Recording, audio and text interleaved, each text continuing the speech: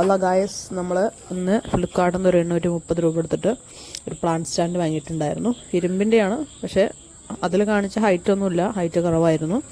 അപ്പോൾ എത്ര ക്വാളിറ്റി ഉണ്ടാവുന്നു എനിക്കറിയില്ല. അപ്പോൾ പഴയ ചെടിച്ചട്ടി ഒക്കെ നല്ല ഭാരമുള്ളതായതുകൊണ്ട് തന്നെ കറുത്ത കളറായതുകൊണ്ട് ഞാനൊരു വൈറ്റ് 230 രൂപയ്ക്ക് വൈറ്റ് പോട്ട് കുറച്ച് വാങ്ങിയിട്ടുണ്ടായിരുന്നു ഫ്ലിപ്കാർട്ടിൽ നിന്ന്. 5 പോട്ടാണ് കിട്ടിയിട്ടുള്ളത്. അതിൻ്റെ ബെനിഫിറ്റ് എന്താണെന്ന് ചോദിച്ചാൽ, ഇരുമ്പ് പ്ലാന്റ് സ്റ്റാൻഡിൽ നമ്മൾ വെക്കുന്ന സമയത്ത് വെള്ളം തട്ടി കഴിഞ്ഞാൽ കുറച്ച് കഴിയുമ്പോൾ അവിടെ ഈ തുരുമ്പിക്കാനുള്ള സാധ്യതയും ദ്രവിച്ച് പോകാനുള്ള സാധ്യത ഉണ്ടാവും. അപ്പോൾ ഇതിൽ അടിയിൽ വയ്ക്കാനൊരു ബേസ് ഉണ്ടായതുകൊണ്ട് തന്നെ, ഒരു പരന്ന പാത്രം കണ്ടോ, ഇതേപോലെ ഒരു പാത്രം ഉണ്ടായതുകൊണ്ട് തന്നെ നമുക്ക് വെള്ളം ഒഴുക്കി എക്സസ് ആവുന്ന സമയത്ത്, അധികമാവുന്ന സമയത്ത് ഈ ബേസിൽ ഈ പരന്ന പാത്രത്തിൽ വെള്ളം സ്റ്റോർ ചെയ്യുകയും ആ ഇരുമ്പ് പ്രതലത്തിലേക്ക് അത് പറ്റുകയും ചെയ്യില്ല. അപ്പോൾ ഇത്രയും പോട്ടാണ് എനിക്ക് 230 രൂപ കൊടുത്തിട്ട് കിട്ടിയിട്ടുള്ളത്. ഇതും പറഞ്ഞ പോലെ തന്നെ വീഡിയോയിൽ ഫോട്ടോയിൽ നല്ല വലുപ്പം ഉണ്ടായിരുന്ന പോലെ തോന്നി, പക്ഷേ വാങ്ങി കഴിഞ്ഞപ്പോൾ അത്ര വലിയ ക്വാളിറ്റി ഒന്നും എനിക്ക് തോന്നിയിട്ടില്ല, കട്ടിയൊക്കെ കുറവാണ്. അപ്പോൾ എന്തായാലും നമ്മൾ ഇതിനൊക്കെ റിപ്പോർട്ട് ചെയ്യുകയാണ്. മഴക്കാലം ആയതുകൊണ്ട് തന്നെ ഈസി ആയിട്ട് നമുക്ക് ചെടികളൊക്കെ റിപ്പോർട്ട് ചെയ്താൽ തന്നെ വാടാതെ കരിയാതെ ചെയ്യാൻ കഴിയും. ഇതൊക്കെ പല കളറിലുള്ള, കറുത്ത കളറിലും ദ്രവിച്ച കളറിലുള്ള പല പോട്ടുകളിൽ നിന്ന് റിപ്പോർട്ട് ചെയ്തതാണ്. ഈ ചെടിക്ക് ഇത്ര ചെറിയ പോട്ടൊന്നും പറ്റില്ല, എങ്കിലും തൽക്കാലമായിട്ട് നമ്മൾ ഉപയോഗിക്കുകയാണ്. അതിന് ശേഷം നമ്മൾ കുറച്ച് കല്ലുകൾ, പെബിൾസ് എടുത്തിട്ട്, പെബിൾസൊക്കെ ഒരു 5-6 വർഷം മുമ്പുള്ള പെബിൾസാണ്, ഇപ്പോഴും നല്ല ക്വാളിറ്റിയാണ്. ആ പെബിൾസുകൾ നമ്മൾ എന്ത് ചെയ്യണം, ഈ ചെടിച്ചട്ടിയിൽ വെക്കുകയാണ്. എന്താണെന്ന് വെച്ചാൽ പിന്നെ നമ്മൾ നനയ്ക്കുന്ന സമയത്ത് വെള്ളം തെറിക്കാതിരിക്കാൻ, അതിൻ്റെ മുകളിലൂടെ നനച്ച് കഴിഞ്ഞാൽ വെള്ളം തെറിക്കില്ല.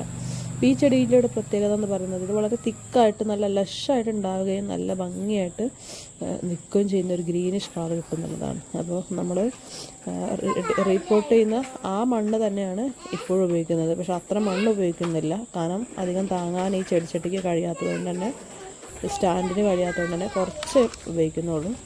പിന്നെ ഇത്രയും വേരുകളുള്ള ഒരു ചെടിയൊന്നും ഇതിൽ കൊള്ളാത്തത് കൊണ്ട് തന്നെ ഈ ചെടിക്ക് പിന്നെ എത്രയായാലും കൊമ്പ് മുറിച്ച് കൊടുത്താൽ പെട്ടെന്ന് ഉണ്ടാകുന്നത് കൊണ്ട് നമ്മളിതിൻ്റെ ഒരു കഷ്ണമാക്കണം, വേരുകളൊക്കെ റിമൂവ് ചെയ്ത് ഒരു കഷ്ണമാക്കി ഇതിന് നമ്മൾ പ്ലാന്റ് ചെയ്യാണ്.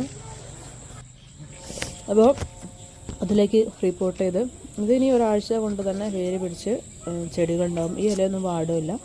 അപ്പോൾ ഗ്രീനിഷ് കളറൊക്കെ നിലനിർത്താൻ ആഗ്രഹിക്കുന്നവർക്ക് എപ്പോഴും വളർത്താൻ പറ്റിയൊരു തരം ഔട്ട്ഡോർ പ്ലാന്റാണ്. അതുപോലെ ഷെയ്ഡിങ് പ്ലാന്റാണിത്. ഇൻഡോറിൽ ഇത് പറ്റില്ല, ചെറിയതായിട്ടുള്ള പോയിസണസ് ആയതുകൊണ്ട് തന്നെ ഉള്ളിൽ നമുക്കിത് വളർത്താൻ പറ്റില്ല. പുറത്ത് ഒരു ഷെയ്ഡിൽ വളർത്താൻ പറ്റിയൊരു ചെടിയാണ് ഈ ഒരു ചെടി എന്ന് പറയുന്നത്. ഫിലാഡൻഡ്രോൺ വിഭാഗത്തിൽപ്പെട്ടതാണ്. നമുക്ക് ഈ അടിയിലുള്ള പാത്രം വെച്ചെടുത്തിട്ട്, പരന്ന പാത്രം വെച്ചെടുത്തിട്ട് അതിൻ്റെ മുകളിൽ നമുക്കത് ഫിക്സ് ചെയ്യാം. ഞാൻ എല്ലാ ചെടിച്ചട്ടിയിലും ഇതേപോലെ കല്ലുകൾ ഇടാറുണ്ട്. അപ്പോൾ എന്താ വെച്ചാൽ ഒരിക്കലും വെള്ളം നനയുന്ന സമയത്ത്, വെള്ളം നനയ്ക്കുന്ന സമയത്ത് മണ്ണ് തെറിച്ച് പോകാത്തത് കൊണ്ട് തന്നെ ഇതിന് ഒരു യൂസബിളാണത്. അപ്പോൾ കണ്ടോ, ഈ ഒരു ചെടിയുടെ വേര് ഇങ്ങനെയാണ്. ഇതിൽ വേര് എക്സസ്സായി കഴിഞ്ഞാൽ ഇത് പുറത്തേക്ക് വേര് പടർത്തി കളയും. അപ്പോൾ അതും ഫിലാഡൻഡ്രോൺ വിഭാഗത്തിൽപ്പെട്ട വേറൊരു ചെടിയാണ്. ഇതിനൊന്നും പിന്നെ വേര് അധികം ഇല്ലാത്തതുകൊണ്ട് തന്നെ ഞാൻ വേര് മുറിക്കുകയോ ഒന്നും ചെയ്യുന്നില്ല. ജസ്റ്റ് ഒരു മണ്ണിലാണ് ഞാനത് കുഴിച്ചിട്ടുള്ളത്, അല്ലാതെ വേറെ ഒന്നും ഞാനത് ചേർക്കാറില്ല. പിന്നെ എപ്പോഴെങ്കിലും ഇതേപോലെ നമ്മൾ മോരിൻ്റെ പാത്രം ഒക്കെ കഴുകി ഒഴിക്കും, അതുപോലെ കഞ്ഞിവെള്ളമൊക്കെ ചില സമയത്ത് ഒഴിക്കും ഒക്കെ. സിറ്റ് ഔട്ടിലായതുകൊണ്ട് തന്നെ അധികം അങ്ങനെയുള്ളതൊന്നും ഒഴിക്കാറില്ല, എങ്കിലും ചിലപ്പോൾ ഒഴിക്കും. അത് മാത്രമാണ് ഇതിൻ്റെ വളം എന്ന് പറയുന്നത്. അങ്ങനെ നമ്മൾ റിപ്പോർട്ട് ചെയ്യുമ്പോൾ, ഈ മഴക്കാലത്ത് റിപ്പോർട്ട് ചെയ്യുമ്പോൾ ഉള്ളൊരു ബെനിഫിറ്റ് എന്ന് പറഞ്ഞാൽ, നമുക്ക് ചെടികൾ വല്ലാതെ ഡാമേജ് ആവാതെ നമുക്കിതിനെ സംരക്ഷിക്കാൻ പറ്റുന്നതാണ്. നേരെ മറിച്ച് വേനൽക്കാലത്തായി കഴിഞ്ഞാൽ സൂര്യപ്രകാശം നനച്ച് കൊടുത്താലും സൂര്യപ്രകാശം തട്ടിക്കഴിഞ്ഞാൽ പെട്ടെന്ന് അത് നശിച്ചു പോകും.